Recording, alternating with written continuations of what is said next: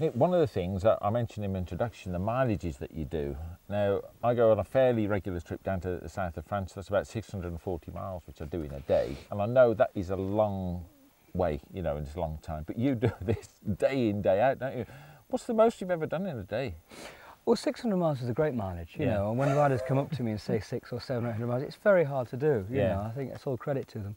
But the longest mileage I did, I was regularly doing 1,200 miles when I was in training, going up to Stockholm and back in a day, or not, well, one day there and one day back, and Geneva and so forth there and back. On the record ride, I came back from Lisbon to Calais in 23 hours, and that was 1,521 miles. And that was on the last day. But the thing is, you know, when you're used to cycling around the world and you're doing, say, 171 miles a day, yeah, like as everyone does it, then, you know, you are used to a degree of pain. And it does hurt. It hurts me a great deal. I mean, anyone could do this. It's all a question of how much pain you're being modest there, do they want to take, you know. But look, the practicalities of just sleep and whatnot. When do you grab, or are you someone who doesn't need a lot of sleep? No, I need a lot of sleep, but you know, yes, I like. These two don't quite go together. But no. I mean, what do you do? Do you cat nap or whatever? No, I love my kip. Yeah, cat nap, power nap, call it what you like. And I'll say I learnt this on when I was training again, going across Europe. I did 60,000 miles in training, and I suddenly developed something, you know, where I'd sleep on the bike, and it's like method acting. Not actually while I'm riding. You didn't hear that, folks. No, not while you ride. Right, although literally, though, I did actually fall asleep on on a number of occasions. Just and then wake up. We've all done that. It's quite scary. At that point, I'll stop. I'll sleep on the bike for say 15 minutes, but no longer. And then come up, and I'm really refreshed. You just stretch yourself out along the bike. Again, when I say it's like some girly calendar thing. Yeah, sort of. You know. But you know, it's like, but without getting off the bike, because you've got to feel part of the whole thing. It's a hard thing to explain, really. It's almost a way of thinking, a way of being, a Zen thing, really, I guess. You want to keep yourself tied to the bike. That's it, exactly that. You know, and as soon as you dissociate yourself from the bike, you're going to have a long kip, and you're not going to wake up. So how about the old eating thing? I mean, assuming you don't take speed or anything like that, but I mean, enhancing substances. But if you do you have a sort of, is it glucose or do you stop for a meal? I can't see how you can. Well, if you took performance enhancing sort of stimulants, you'd find, I think, after a while, that you know, there'd be a backup and a build-up, and you'd be okay for a few days, but after a while, you just have to sleep for 2 or 3 days to catch up. I'm sure that wouldn't work. It was very natural the way I did it, actually, and based on sleeping well, living well, being well. You know, there's a whole number of things, training well, eating well beforehand, and eating as little as possible whilst you're actually doing the record attempt. You don't want to be bloated and full of, you know, pork chops or stuff like that. You want to just feel light, you know, free, frisky, get out there, do it, and then get home as fast as I could. I mean, I had a very simple agenda, going around the world as quickly as I could, and then come back and then carry on with my life as normal. You know? And you make it all sound so very normal, but again, I've been in hot climates and you get dehydrated, so you keep your fluid levels up. I mean, that's so important, isn't it, on these long runs? You've got to drink all the time, you bet. And, you know, even if nothing else. Well, that's the things about you. I'd also like to have a look at your bike, especially the Daytona. Have you got all your bike? You've got the Enfield as well. The Enfield's not here; it's actually somewhere else. But I own the Enfield, and I've got the mobile bike. Got a soft spot for that. Oh, you bet, absolutely. Well, let's go and have a look at your bike. I've got some questions I'd like to ask you about that. I'd love to show you. Excellent. Nick, I can't believe just how standard this bike is. I was expecting to see little gizmos screwed on somewhere and a spare water tank, oil, fuel or whatever, and somewhere to stick spare tyres, but there's none of that. This really is the bike. Yes. You're telling the truth. Absolutely. I swear.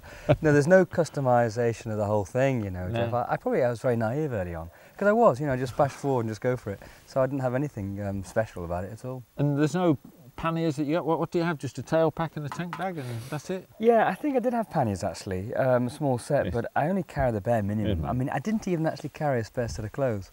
You know, I kind of took my leathers off and stunk a bit. So what did you carry with you? What did you class as the essentials, you know, money, credit cards? Yeah, that sort of thing, passport, you know, toothbrush, toothpaste, stuff like that. I had a whole load of telephone sockets as well for kind of different countries, but, you know, because we were obviously emailing and stuff. I mean, you know, one of my sponsors was an IT company, and we'd send email attachments and voice attachments and stuff every night. This is one of the things that slowed the journey down, because I had to spend about 3 or 4 hours a night writing up the story, sending it as an email attachment, and then, you know, and trying to get a bit of kip. Yeah, quite a job that is, just on its own. But look, with the bike as standard as it is, you're doing a hell of a lot of miles. What was it? Was it 19, 20,000 miles in round figures or whatever on your round the world thing? I got it wrong, you see. Yeah. You only need to do 18,000 miles, Right. but I couldn't count or something, so I did 19,930 miles, so nearly 2,000 miles more than I should have done. Right. Well, So you could knock a couple of days off straight away, you know. You but, certainly could. But what I was going to get at is within that, the servicing to be done. And I mean, normally people might be a bit sloppy, but the Triumph is what, 6,000 miles service, I suppose.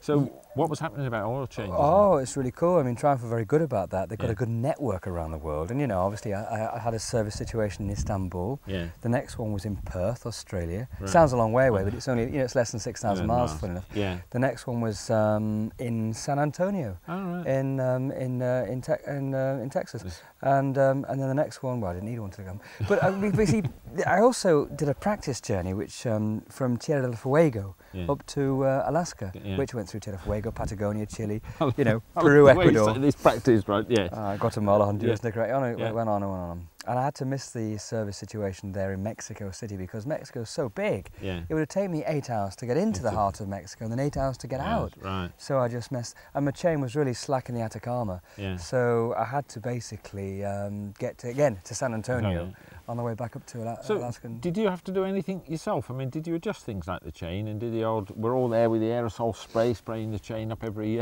well, they recommend sort of 300 miles and I can't see you doing that really. Well, you know, I mean, I had a Scott oiler, so that worked very well, you know, and it did really save me maybe, I mean, if you've got to spray a chain, you know, for 600 or 800 or 1,000 miles a day, you're spraying it 3 times a day, 3 times 20 minutes, you lose an hour. You need a trailer full of aerosols as well. Exactly, so, you know, the Scott oiler worked very well for me. I think that was the only specialist bit of kit I had on the bike, to be honest. And tyre-wise, what did you do for tyres? I don't know, I think I had battle axes for quite a while. I had tyres with a hard compound in the middle, you know, and soft on the edges. But I rode really well. I mean, you don't exactly race away at lights when you're crossing India, you know. So I managed to get 8,000 miles out of my tyres. I'd get them down to the core, obviously, and then change. And I didn't have any punctures. Oh, fantastic. And so the bike just held together as it was then. You know, reliability is testament to reliability then, yeah? Yeah, I mean, it's the ultimate reliability test for any bike to go around the world, let's face it. But I suspect it's also to do with how you ride it. I rode very gently. I am not a very macho rider. There are, in fact, even though it's kind of the fastest man around the world, that's exactly what I am. I'm not the fastest biker in the world. A subtle difference. There is a big difference between that, Jeff, you know. And, you know, it's like being in the Wild West. People like to take you on because you're the fastest biker and stuff. Well, there are lots of bikers much faster than me, much more able as well, you know. But what I can do is I can do it again and again and again and again. And I can do it in Malaysia or India or Thailand or Singapore or wherever you like. And I'm still quick. And it's dodging the traffic. You see the trucks in India. You know, it's horrendous. I know, I saw some of your footage.